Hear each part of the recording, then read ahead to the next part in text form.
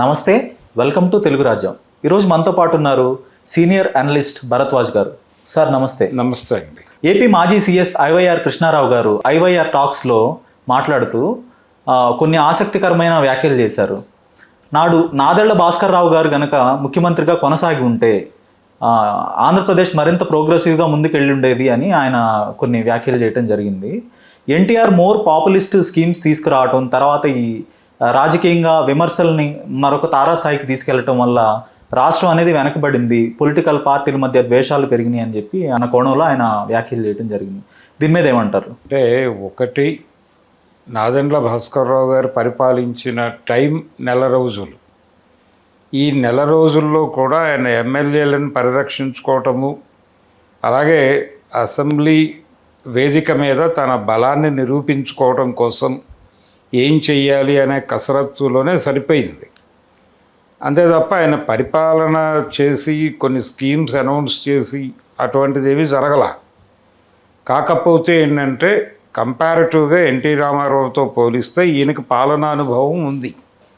పాలనానుభవం ఉండటం అంటే in the sense ఆయన రాజకీయాలలో రామారావు కంటే చాలా సీనియరు, అధికార పార్టీలతో ట్రావెల్ ఉంది అయింది కనుక బెటర్ అడ్మినిస్ట్రేటర్ అయి ఉండేవాడు అనే అభిప్రాయం చాలామందిలో ఉంది.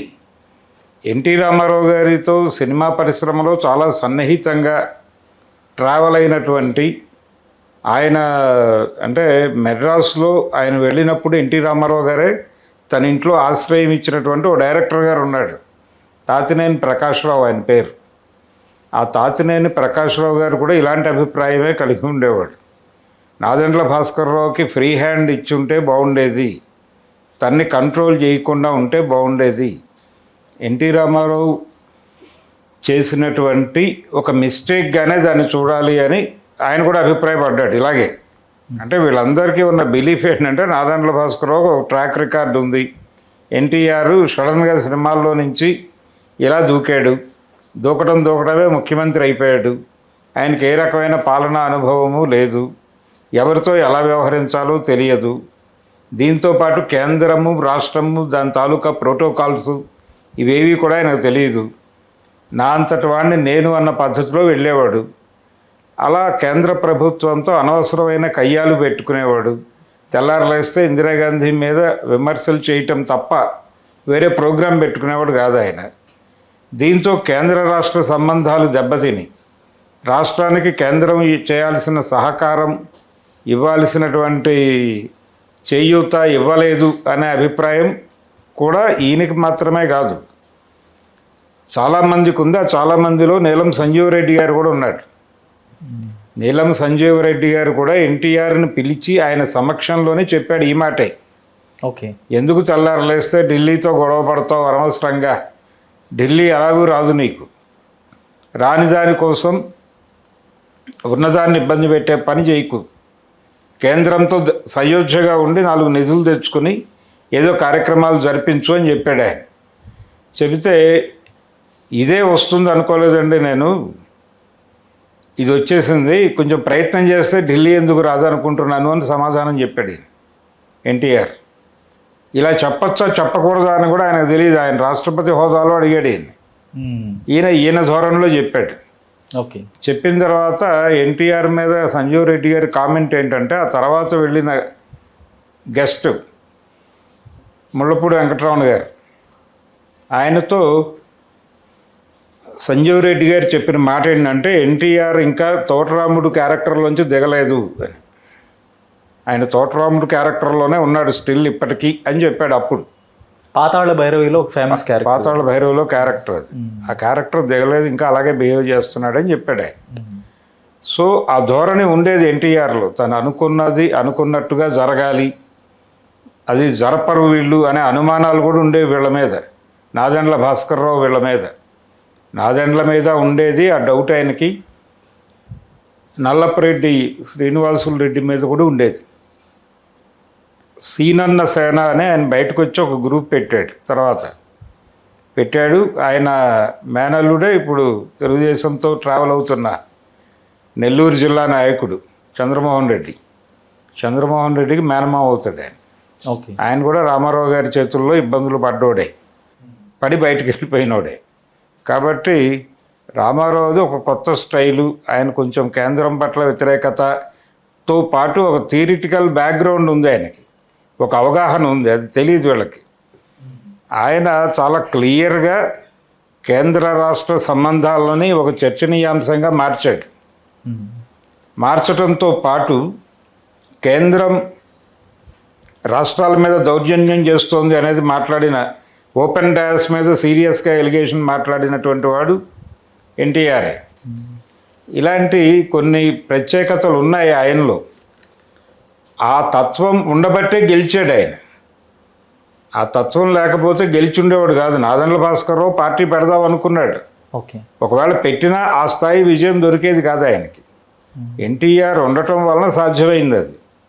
ఎన్టీఆర్ మొండిగా చేసిన చాలా పనులు వర్కౌట్ అయినాయి. ఆయన అంటే లంకనానికి పెడితే తప్ప లొంగదు జ్వరం అని ఒక సామెత ఉంది. అలా కొంచెం ఎక్కువ డోసేజ్లో వెళ్ళేవాడు. వెళ్ళిన తర్వాత అవతలవాడు కంట్రోల్లోకి వచ్చాక తగ్గించేవాడు. ఇలాంటి ఒక కంట్రోలింగ్ ప్రోగ్రామ్ ఉండేది ఆయనకి. అది చాలామందిని ఇబ్బంది పెట్టింది. ఆ ఇబ్బంది పడ్డ వాళ్ళలో బ్యూరోక్రాట్స్ ఉన్నారు. అలా ఇబ్బంది పడినటువంటి బ్యూరోక్రాట్స్ బృందంలో ఈయన కూడా ఒకడు, కృష్ణారావు గారు కూడా ఒకడు. కృష్ణారావు గారు. ఓకే. అందుకని ఆయనకు ఆ సఫకేషన్, సఫరింగ్ గుర్తుంది బాగా. ఓకే. నాదెండ్ల భాస్కర్రావు అయితే ఆ పరిస్థితి ఉండేది కాదు అనేది ఆయన పర్సనల్ ఎక్స్పీరియన్స్. అంతే తప్ప ప్రపంచపు అభిప్రాయంగా దాన్ని చెప్తే కుదరదు. ఓకే. నాదెండ్ల భాస్కర్రావు అంత రిమార్కబుల్ ఇది చేసేంత పరిపాలన చేయలే. ఇది వాస్తవం. ఒక ఉదాహరణ లేకుండా ఎలా మాడతారు ఆయన ఉంటే అని. ఇప్పుడు ఎన్టీఆర్ పదవిలోంచి దిగిపోయి నాదెండ్ల ముఖ్యమంత్రి అయినప్పుడు ఎన్టీఆర్ గురించి ఎవరైనా మాట్లాడితే ఆయన ఇంకెక్కడ ఉన్నాడు అన్నారు. కానీ నెల రోజుల్లో సీఎం అయ్యాడుగా మళ్ళీ. అవును. ఎన్టీఆర్. అవును. కాబట్టి ఆయనకు ఉండేటువంటి చరిష్మా, ఆయనకు ఉండేటువంటి పవరు ఆయనకు ఉన్నాయి. ఊరికేనే నాయకుడు కాలేదు ఆయన. కానీ రాజకీయాల్లో లీడర్ సెంట్రిక్గా పాలిటిక్స్ ముందుకెళ్ళటం, తర్వాత హీరో వర్షిప్ అనేది ఒక సంస్కృతి ఆంధ్రప్రదేశ్ రాజకీయాల్లో ఎన్టీఆర్ గారితోనే మొదలైందని చెప్తుంటారు. ఎన్టీఆర్తో పీక్స్కి వెళ్ళింది. మొదలవటం ఎన్టీఆర్తో కాదు. ఓకే. పీక్స్కి తీసుకెళ్ళిన ఘనత ఎన్టీఆర్దే. కానీ అంతకుముందు బ్రహ్మానంద రెడ్డి సెంట్రిక్గానే నడిచిందిగా రాజకీయం. ఓకే. అంతకుముందు సంజీవ్ రెడ్డి గారి సెంట్రిక్గానే నడిచిందిగా రాజకీయం. అంటే ఒక నాయకుడిని దేవుడు లాగా చూడటం అనేది గతంలో జరగలేదు కదా. దేవుడు చూడటం వేరు. ఆయన సినిమా నుంచి వచ్చినటువంటి నటుడు, దాని తాలూకా ఇన్ఫ్లుయెన్స్ ఉంది ఆయనకి జనం మెదళ్ళ మీద. ఆ ఇన్ఫ్లుయెన్స్ని విశృంఖలంగా వాడాడు ఆయన. రకరకాల పద్ధతుల్లో వాడుకున్నాడు. తన ప్రయోజనాలు అన్నీ నడిచినాయి. ఆయనకు ఒక పొలిటికల్ ఫిలాసఫీ ఉందనే విషయం ముందు వీళ్ళు ఆలోచించరు. ఆయన సినిమాల్లోనూ ఎలా ఉన్నాడో రాజకీయాల్లోనూ అలాగే ఉన్నాడు. ఆయన సినిమాల్లో యాంటీ కాంగ్రెస్, యాంటీ హిందుత్వ, యాంటీ బ్రాహ్మిన్, ఈ కల్చర్ అంతా ఉండేది ఆయన సినిమాల్లో. అదే ఆయన రాజకీయాల్లో వచ్చాక అదే నడిపాడు. కొత్త విషయాలు ఏం మాట్లాడాలి ఆయన, అన్నీ పాత విషయాలే. ఇంకా ఐవైఆర్ కృష్ణారావు గారు మరొక మాట కూడా అన్నారు. ఎన్టీఆర్ రాజ్యసభకి వెళ్ళాలని బలంగా ఆకాంక్షించారని, కానీ ఇందిరాగాంధీ దానికి ఒప్పుకోలేదని, దానికి ముఖ్యంగా అడ్డం పడింది పివి నరసింహారావు గారు అని ఒక నరసింహారావు గారు అడ్డం పడ్డాడని కూడా నేను అనుకోవట్లేదు. ఆ ఇన్సిడెంట్ తెలుసు నాకు. అంటే ఆయన ఇక్కడ ఒక ముఖ్యమంత్రి ప్రమాణ స్వీకారానికి ఆయన చీఫ్ గెస్ట్గా పిలిస్తే వచ్చాడు. సినిమాల్లో ఉండి ఎవరు ఆయనకు ఏసీ కాలేజీ ఫ్రెండ్స్ కొంతమంది ఉండేవాళ్ళు ఆ రోజుల్లో. కోట్ల విజయభాస్కర్ రెడ్డి గారు కూడా అదే కాలేజీ నుంచి వచ్చినవాడు. అలాగే భవనం వెంకట్రామ్ కూడా అక్కడి నుంచి వచ్చినవాడే. ఆ లింక్స్ ఉండటం వలన వాళ్ళు ఆ పాత విద్యార్థులను కూడా పిలిచారు.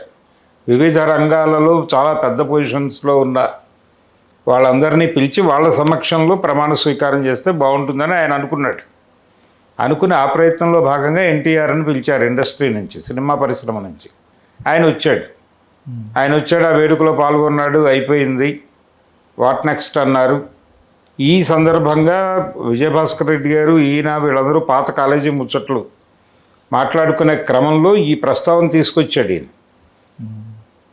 ఎవరు వీళ్ళందరినీ హోస్ట్ చేసినటువంటి పెద్ద మనిషి కూర్చోబెట్టి అప్పుడు అడిగాడు ఆయన, ఏమిటి పరిస్థితి అని ఎవరు భావన వెంకట్రామ్ గారే ఏంటి పరిస్థితి అంటే రామారావు గారు చెప్పిన మాట ఏంటంటే ఏమయ్య శివాజీ గణేషన్కి వాళ్ళు రాజ్యసభ ఇచ్చారు, మీకు మా సినిమా నటులు ఎవరు కనిపించడం లేదా అన్నాడు. ఇది ఆ రోజున ఏదో సరదాగా తీసుకుని నవ్వి ఆ పార్టీ సెలబ్రేట్ చేసుకున్నారు, ఎవరి దారిని వాళ్ళు వెళ్ళిపోయారు.